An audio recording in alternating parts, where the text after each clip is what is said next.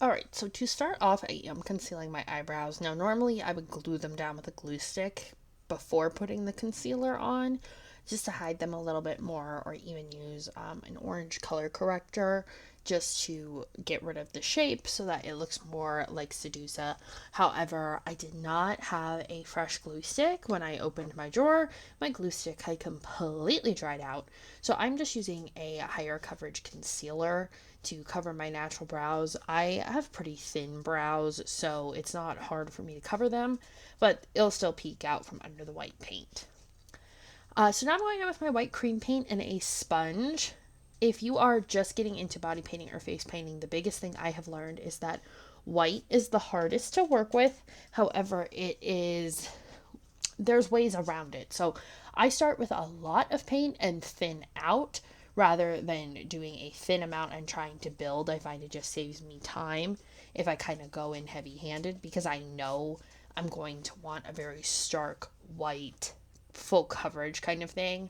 You can always mix it with foundation or like a foundation mixer if you want to go on a little bit smoother, but I just find if you go in with a dry sponge or brush and just really go in on it and aren't afraid to layer and go over sections over and over and over again, you can make it look really solid really easily. Of course, if you have an airbrush, don't be afraid to use that either, but who really has an airbrush anymore?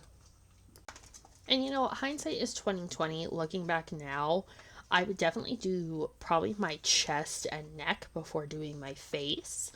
Because I make so many different faces when I'm painting, trying to get all the angles that I had to go back and like re-blend stuff because I had all these little creases.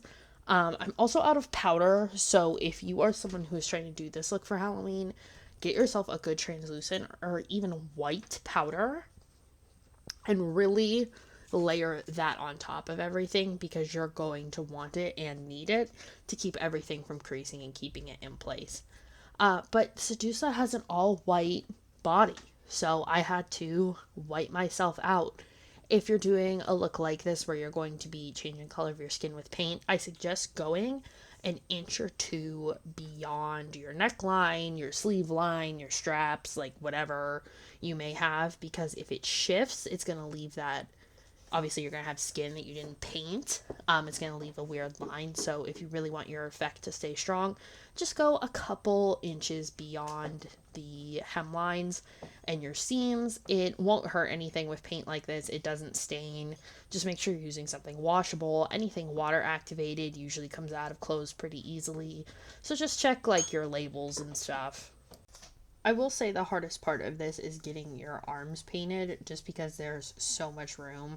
Obviously, since I'm just doing this look for a video, I'm not going anywhere. I didn't paint past my shoulder. Like on the back side, I just did the front side of my arms and I went into my armpit as well just because I knew for pictures and stuff it was going to stick out if I didn't. But if you are going out and you're like, this is it, this is the look I am wearing for Halloween, I would say do yourself a favor and get like a body stocking or a mesh white shirt to put underneath this. It will save you so much time.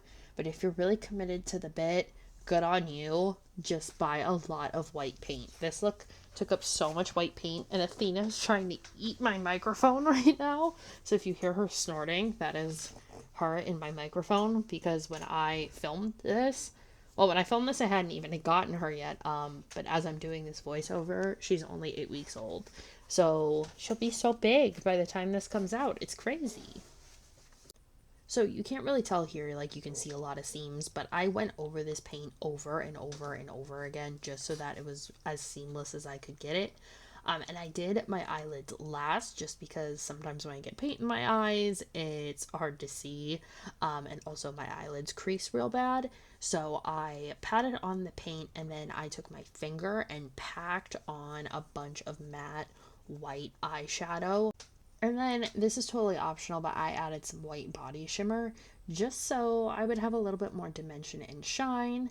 And then, of course, the eye makeup. So I would have thought she wore like purple or red eyeshadow, but I guess she doesn't. All the reference pictures I found, she just had on some really fierce thick black eyeliner.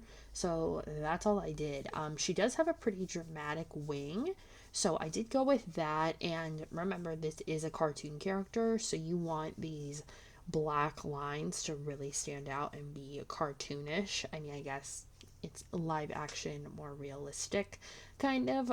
But we still want our black lines to be super graphic, so just make sure you are covering every ounce of paint in that section.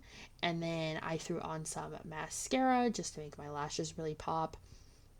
And then on the under eye, I filled everything in with a black pencil, not only to cover up the skin, like the pink skin parts of my eye, but to continue that cartoony effect of having these eyes that are drawn on with black pencils.